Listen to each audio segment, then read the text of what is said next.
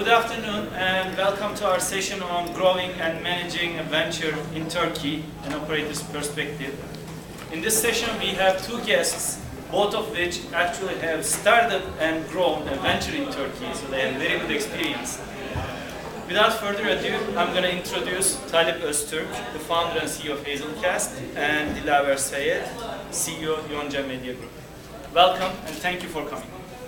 Thank you. Yeah, so one thing in Dilawar's bios is actually very interesting. Like, to tell me about why President Obama likes it so much.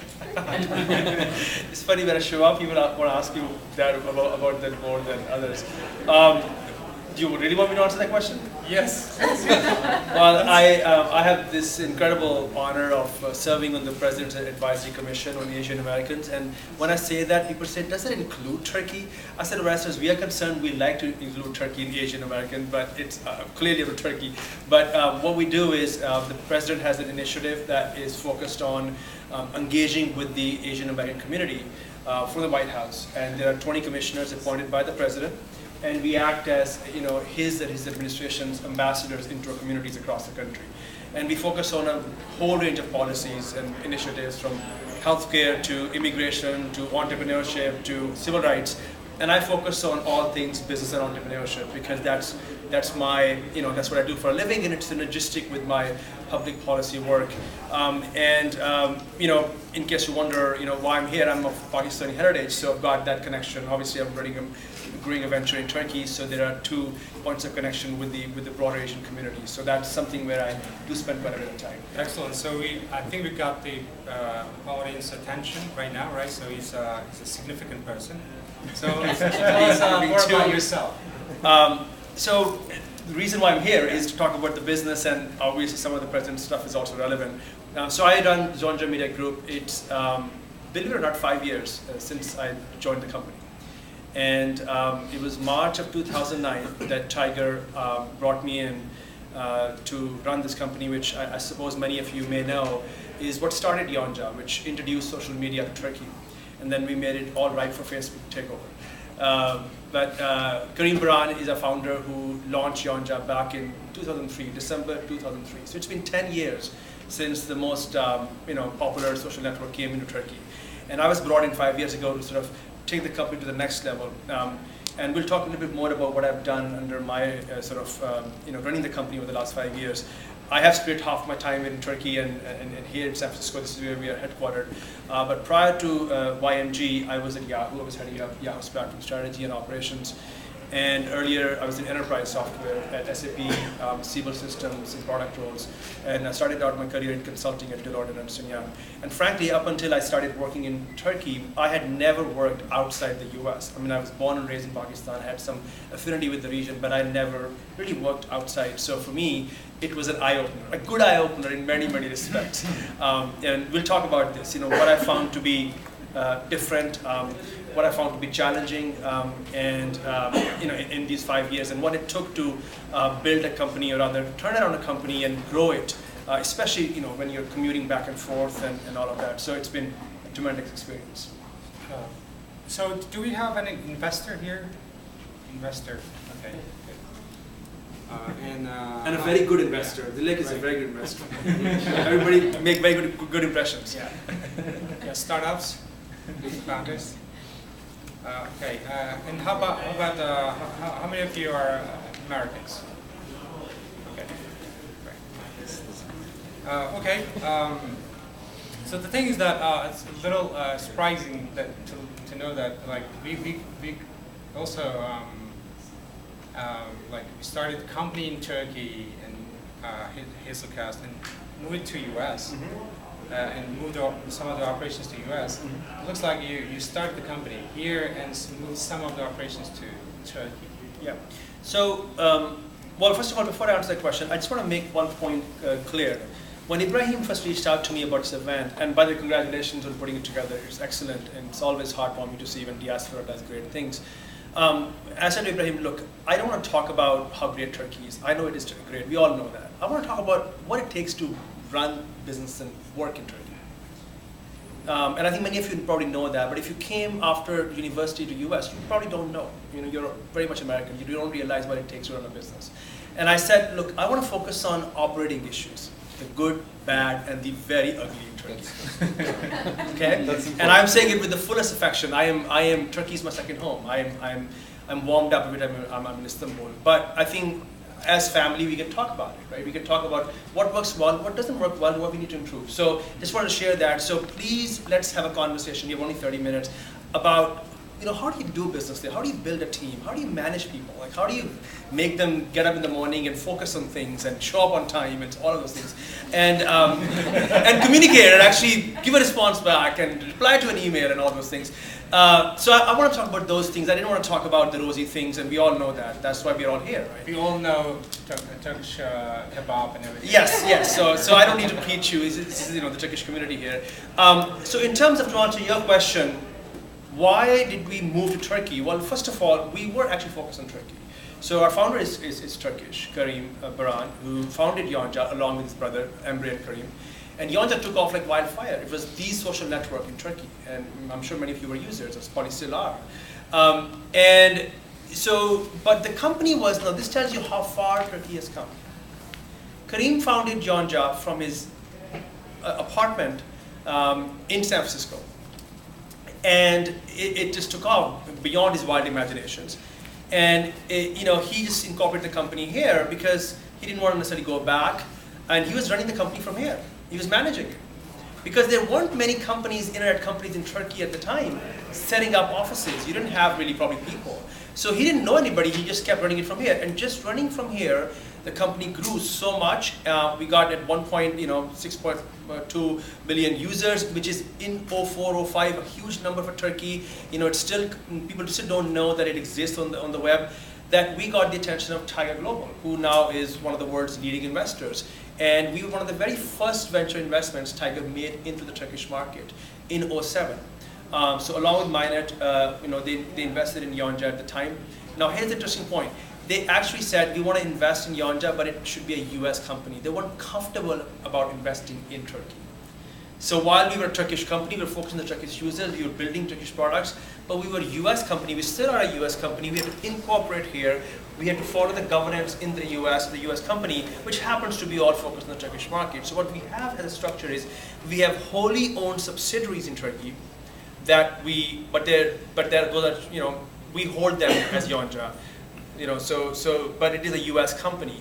But because of the fact that we were so early in the game, unlike Trendyol and others, they didn't trust a Turkish company. They wanted a US company and a US board and a US CEO. So that's why. But when I came to the CEO, to me, the idea that you're serving Turkish users, you're working with Turkish partners, you are a Turkish company, I just didn't feel right that we were still the power center here. And I progressively transferred that responsibility to Turkey, building up our teams there, trusting them more and more with product, more and more with sales and marketing, and that was tough.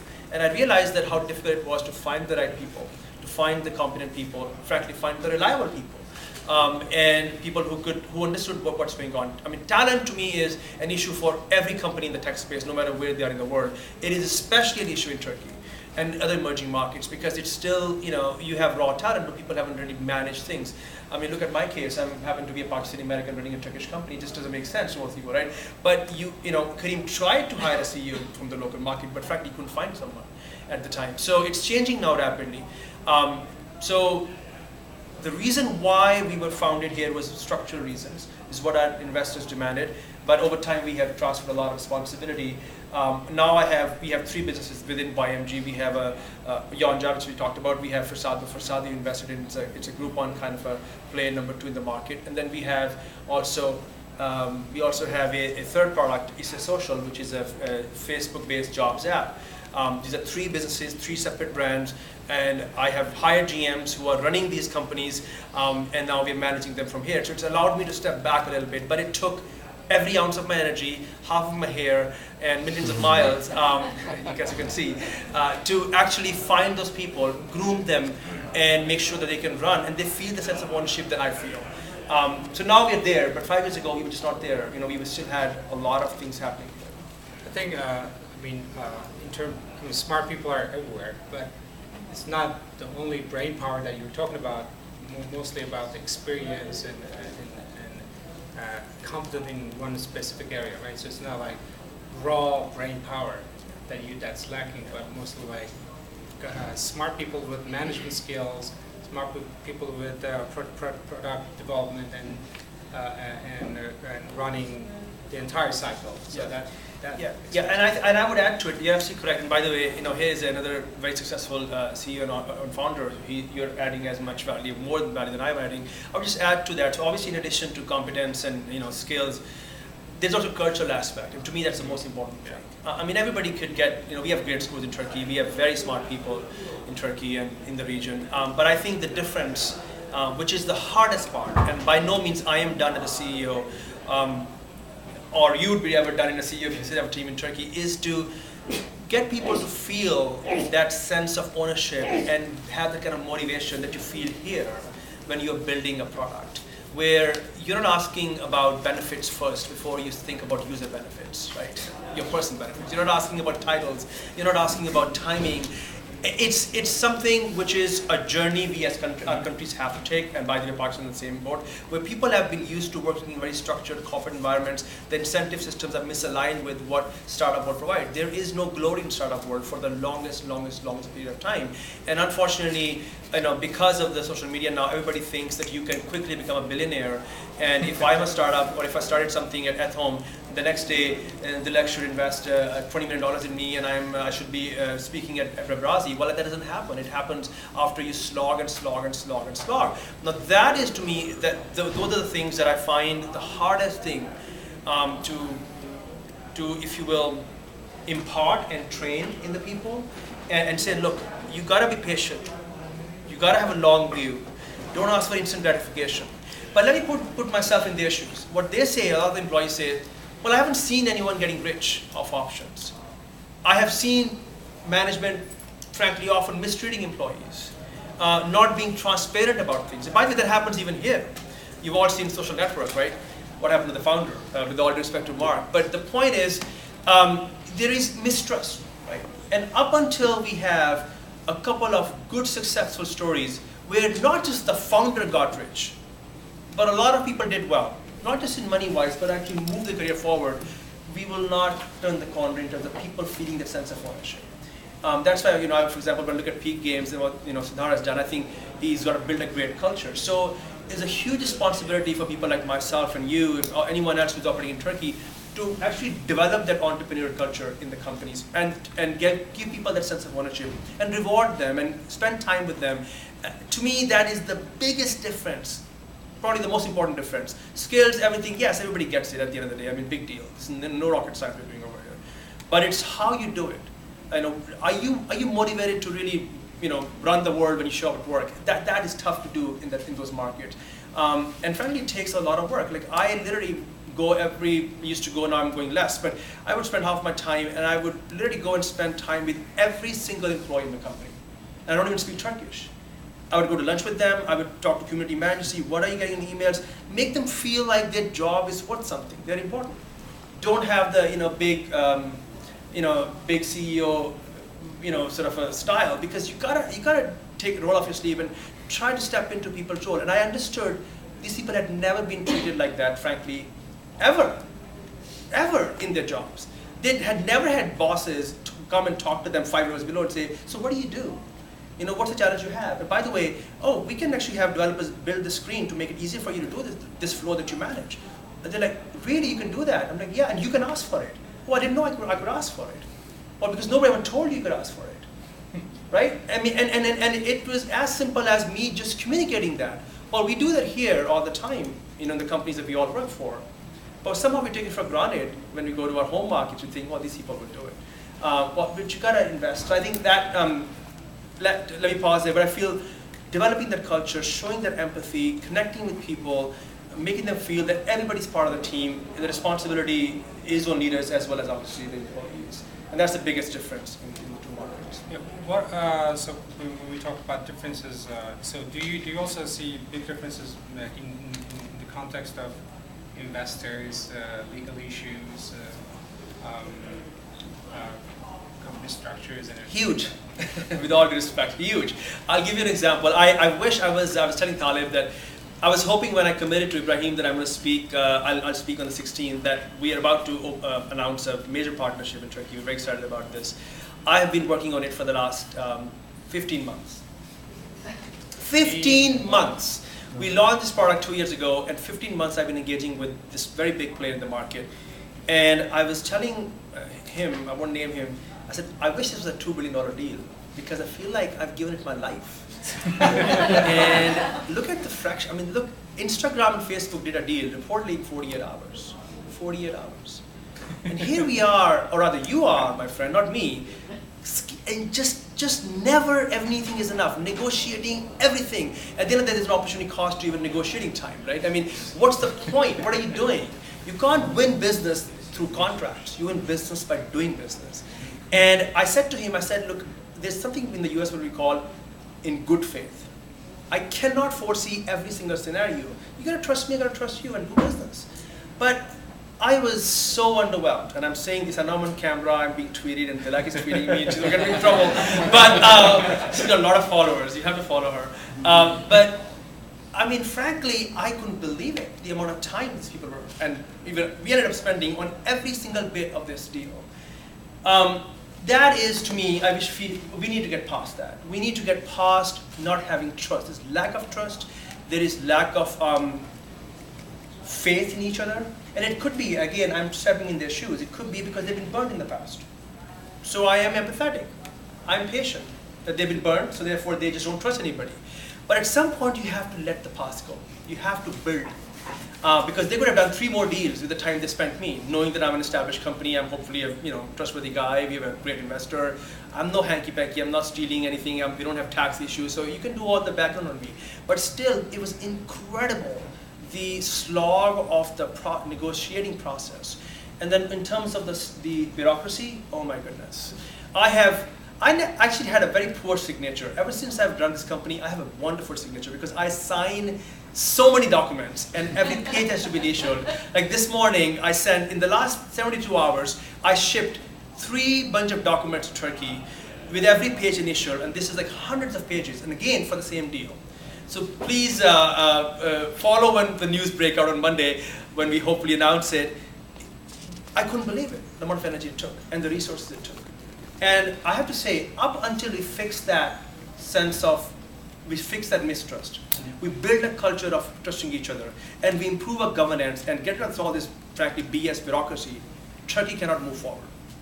It is held back because all of us, including my counterparts, who are wonderful executives, we were all held back for the longest time into this completely non-value added pieces of work because the rules mandate that, or the lawyers mandate that, and again, so I just feel there is long ways to go. I know the good news is the government has done a lot of reforms. There are now new laws to raise money and angel investing, and I follow all those things, and it's wonderful, but it has long, long ways to go. I mean, in terms of, just from notarizing things to, every single thing that you just go to and give to a bank, there's a huge amount of work that goes into it, and you need to have almost a senior level person in the office whose job is just to manage the quote unquote business operations, which I feel is not very value added. Okay, say you exited the company with a big chunk of money, millions of dollars, and you wanted to invest in the company in Turkey. I know a lot of startup founders here. So, and they came to you and say, I have a startup in Turkey, I have a great product or service. How comfortable do you feel about talking about the opportunity, and how would you evaluate that? About the opportunity that person presents to me? Like I would evaluate here, no different. Like, I mean, first of all, frankly, we look at the entrepreneur and say, how committed you are to the idea? Like, I mean, and what's your story? Like, why? I mean, to me, the thesis is the same. And secondly, obviously, you go to what are you building? What's your idea? What are you doing? Is it a market product fit? How far along you are with the product? Would you feel like Turkey, all that negative stuff? Like, are you? I would, because I know, I'm aware. I know the good, bad, and the ugly, and the very ugly, and the very good too. But Maybe Tell us about this good thing. well, you're catching me at a time where I've spent so much of my energy these days on this. I'm on a 4-hour sleep, so I'm probably being a lot more, maybe less charitable as I should be. But I have to tell you, one of the most positive things about Turkey is beyond obviously the opportunity and what's happening is the passion people have. Okay. If you could somehow manage to, and this requires a lot of leadership skills, but if you can manage to channel people's passion, they can do wonders, absolute wonders for you. But that is a challenge. How do you channel the passion? That is and I actually often use my Pakistani hat more than my American hat in Turkey. And I say, I know you because I'm from here, I get it. So you have to get beneath that veneer, right? And it's the people have this incredible passion. And frankly, it's the entrepreneurial skills. People get up every day, just sometimes getting to office is an entrepreneurial skill.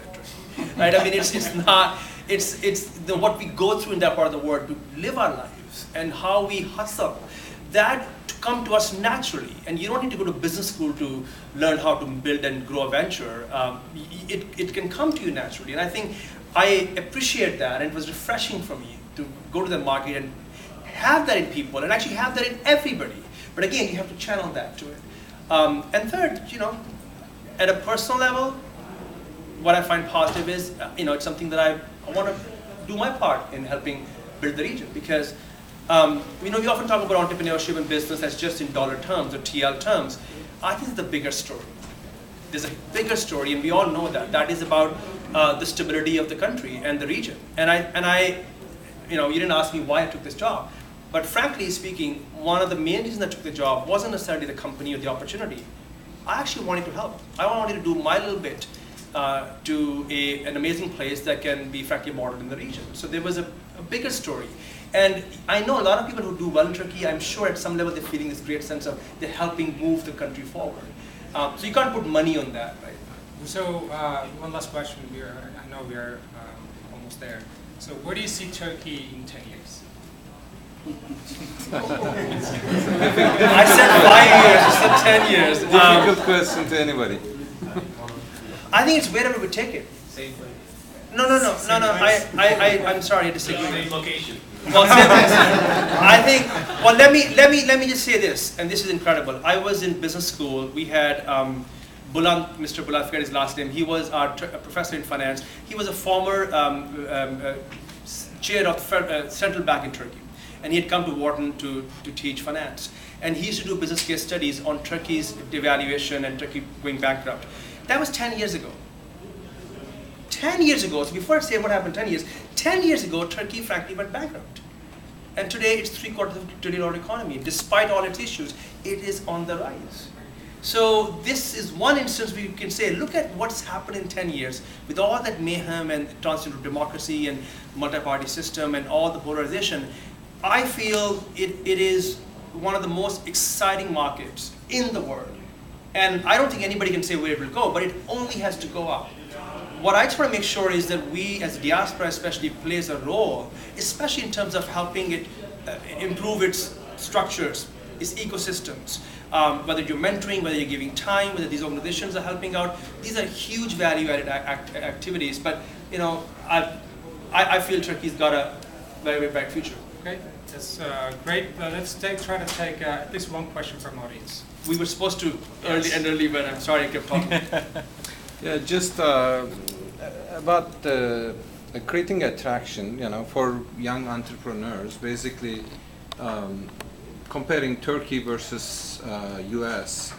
The environment there, the marketing, and when you're trying to create this traction, is there any difference? Do you really need a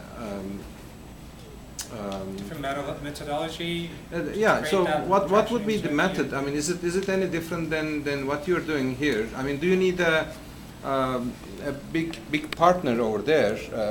Compared to here, one of the local partners or something. So is there any difference? I know the Yonja probably took a route. Basically, that's not that much planned, but I guess you're doing in your new ventures. You're doing things. Well, I would strongly recommend that you have people on the ground from day one.